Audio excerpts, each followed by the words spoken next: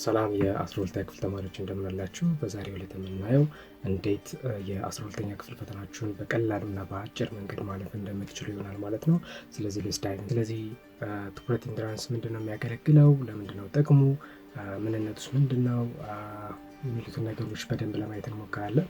ስለዚህ ትኩረት ኢንትራንስ የሚባለው ለ12ኛ ክፍል ተማሪዎች በአገር አቀፍ ፈተና ስኬታማ እንዲሆኑ የሚያግዝ ዲጂታል መሳሪያ ነው ማለት ነው። ስለዚህ ይህ የኦንላይን መተግበሪያ የተማሪዎችን ውጤት ለማሻሻል አልሞ የተዘጋጀ ነው ማለት ነው።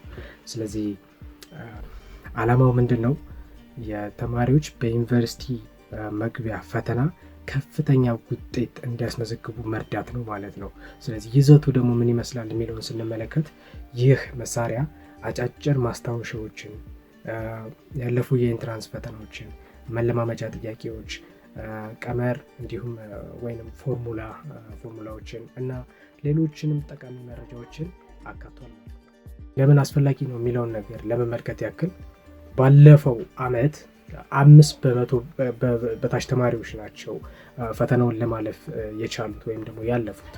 ስለዚህ ይህ ማለት ብዙዎቻችሁ ለወደፊት ልማችሁ ማለት ነው እንቅፋት ሊሆን የሚችል ፈተና ላይ ከፍተኛ ጫና ውስጥ ናችሁ ማለት ነው።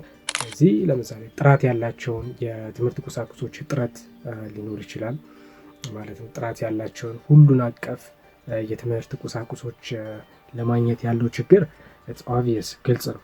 ስለዚህ የት መጀመር እንዳለባችሁ፣ ምን ላይ ማተኮር እንዳለባችሁ ግራ ልትጋቡ ትችላላችሁ። ስለዚህ ሌላው ደግሞ በራስ መተማመን ማጣት ነው። ስለዚህ የምትፈልጉትን ትምህርት በግልጽ እና በተደራጀ መልኩ ማግኘት ከባድ ሊሆን ይችላል። ስለዚህ ይህ ደግሞ በራሳችሁ የመማር ችሎታ ላይ ጥርጣሬ እንዲያድርባችሁና በራስ መተማመናችሁን እንዲሸረሽር ያደርጋል ማለት ነው።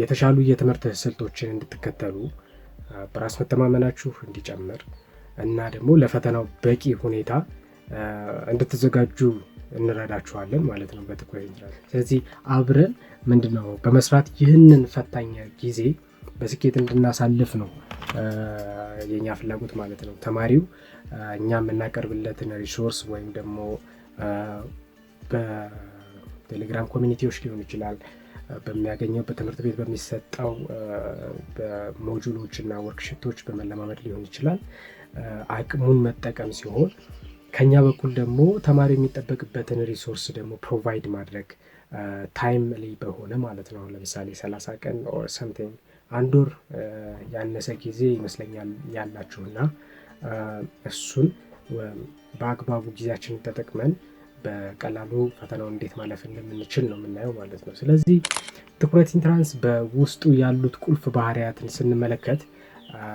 የመጀመሪያው ያለፉ ፈተና ጥያቄዎችን እናገኛለን። ያለፈው ዓመት የኢንትራንስ ፈተና እና ዝርዝር ማብራሪያዎችን ማግኘት ትችላላችሁ። የተደራጁ አጫጭር ኖቶች አሉ፣ በክፍል በምዕራፍ እና በንዑስ ርዕስ የተዘጋጁ ማለት ነው። ስለዚህ የትምህርት ማስታወሻዎች እና መመሪያዎችን ታገኛላችሁ። ሌላው የልምምድ ቦታ አለ፣ ማለትም የፕራክቲስ የምታደርጉበት ብቻ ማለት ነው። ስለዚህ በክፍልና በርዕሰ ጉዳይ የተደራጁ የልምምድ ቦታዎች ይገኛሉ። አራተኛው የጥናት እቅድ የሚባለው ነው። ስለዚህ የእርስዎን የጥናት ሂደትና እድገትን መከታተል ይችላሉ። ስለዚህ ስተዲ ፕሮግረሳችሁን በየሳምንቱ እየተሻሻለ ማየት ትችላላችሁ ማለት ነው። የአምስተኛው የምታገኙት ምንድነው? የፎርሙላ ወይም የቀመር ማዕከል አለ። ስለዚህ ይህ የቀመር ማዕከልን ለማግኘት በማትስ በፊዚክስ እና ኬሚስትሪ የምትቸገሩበትን ሀስል ይቀንስላችኋል ማለት ነው።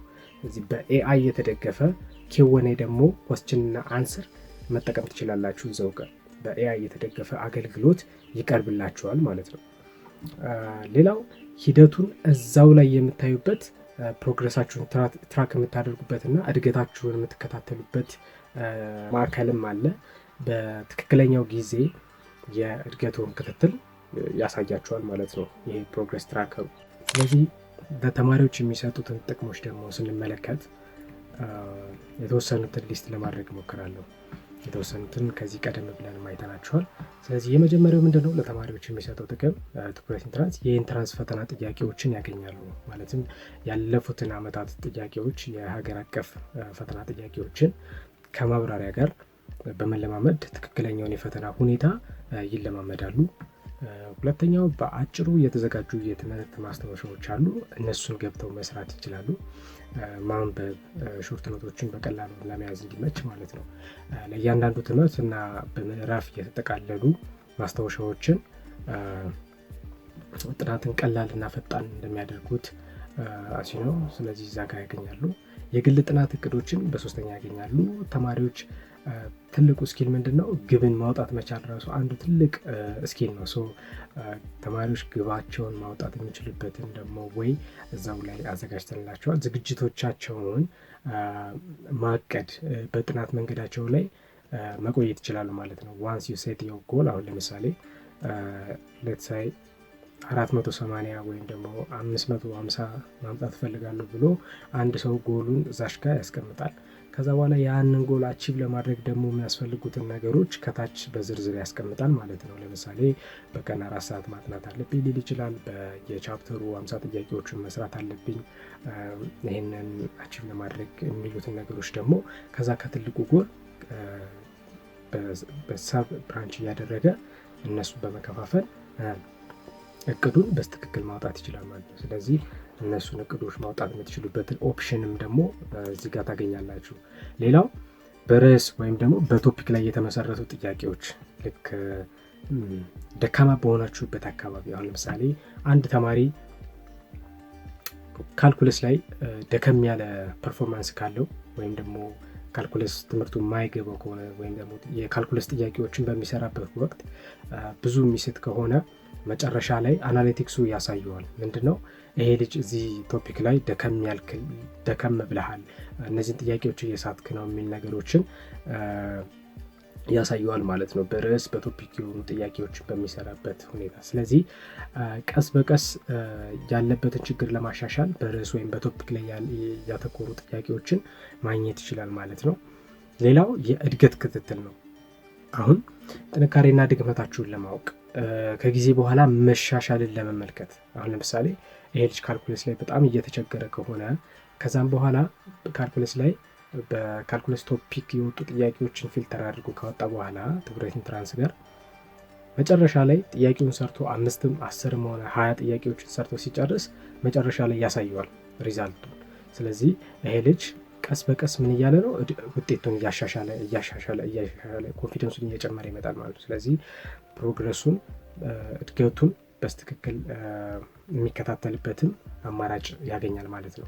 ሌላው የቀመርና የመረጃ ማዕከሎችን የሚያገኝበት መስመር ነው። ለሂሳብ፣ ለፊዚክስ፣ ለኬሚስትሪ ወዘተ አስፈላጊ ቀመሮችን በፍጥነት ለማግኘት ያስችሏል ማለት ነው። ለተማሪዎች ይህን ያክል ጥቅም ከሰጠ ያው ከነሱ የሚጠበቀው አሁን የራሳቸውን ኤነርጂ ተጠቅመው እነዚህ ነገሮች ላይ ኢንቨስት ማድረግ ይሆናል ማለት ነው። ለአስተማሪዎች የሚሰጡት ጥቅሞችን ደግሞ በተወሰነ ለመመልከት ያክል የመጀመሪያው የትብብር እድል ነው። በኢትዮጵያ ውስጥ እየተስፋፋ የመጣውን የትምህርት ቴክኖሎጂ እንቅስቃሴ በመቀላቀል መምህራኖች ተመሳሳይ ፍላጎት ካላቸው ሌሎች ባልደረቦቻቸው ጋር መገናኘት ይችላሉ። ሁለተኛው የፕላትፎርሙ እድገት ላይ የእርሱ አስተያየት ወይም ደግሞ የአስተማሪዎች አስተያየት ወሳኝነትን ስንመለከት የመምህራን አስተያየት ትክክለኛ የመማሪያ ክፍሎችን የሚደግፉ መሳሪያዎችን በመንደፍ ፕላትፎርሙን ለማዘመን ትልቅ አስተዋጽኦ ይኖረዋል። ስለዚህ እነዚህን ቤዚክሊ እነዚህ ማግኘት ይችላል። ከዛ በተረፈ ከአስተማሪዎች ጋር ተገናኝነት ያላቸው ነጥቦች ከፍተኛ ጥራት ያላቸውን የትምህርት ቁሳቁሶች ለማበርከት ወይም ማበርከት ማለት ነው።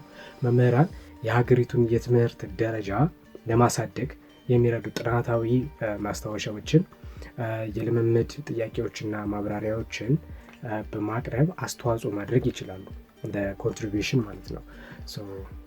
በመቀጠል ምን አማራጭ ያገኛሉ? የተማሪዎችን ዝግጁነትና በራስ መተማመን ማሳደግ። ይህ በጣም ወሳኝነት አለው። ለምን ይህ ፕላትፎርም ወይም ይህ መድረክ መምህራን የተዋቀሩ የትምህርት መረጃዎችን በመጠቀም ተማሪዎችን ለፈተና በሚገባ እንዲዘጋጁ ያግዛቸዋል ማለት ነው። የመጨረሻው እውቅናና ተጽዕኖ መፍጠር። አሁን በዚህ ፕላትፎርም ላይ አስተዋጽኦ ያደረጉ መምህራንን እና ትምህርት ቤቶችን በሺዎች የሚቆጠሩ ተማሪዎችን የሚያበረታታ ሀገራዊ የትምህርት መሳሪያ በመገንባት ላበረከቱት ሚና እውቅና ያገኛሉ ከትኩረት ኢንትራንስ ማለት ነው። ስለዚህ በዚህ መሰረት ለአስተማሪዎች ደግሞ የሚሰጡ ጥቅሞችን ማግኘት ይችላሉ ማለት ነው። ለተማሪዎች አነሳን፣ ከዛ ለአስተማሪዎች አነሳን። ለትምህርት ቤቶች ደግሞ ምን እናቀርብላቸዋለን? ከዚህ የጋራ ስራ ስለሆነ በመጀመሪያ ለትምህርት ቤቶች እናቀርብላቸዋለን በቅናሽ መዳረስ። ለትምህርት ቤቶች በቅድመ ሁኔታ እንደምታውቁት ትኩረት ኢንትራንስ በፍሪ ለተወሰነ ጊዜያቶች ሰርቪስ ሲሰጥ ቆይቷል። ስለዚህ በቅናሽ ለመዳረስ ደግሞ በየትምህርት ቤቶች ጋር ኮላብ በምናደርግበት ጊዜ ለተማሪዎቻቸው በቅናሽ እንዳረሳለን ማለት ነው፣ ወይም ዲስካውንት እናደርግላቸዋለን። ሁለተኛው የአስተዋጽኦ እድል ነው።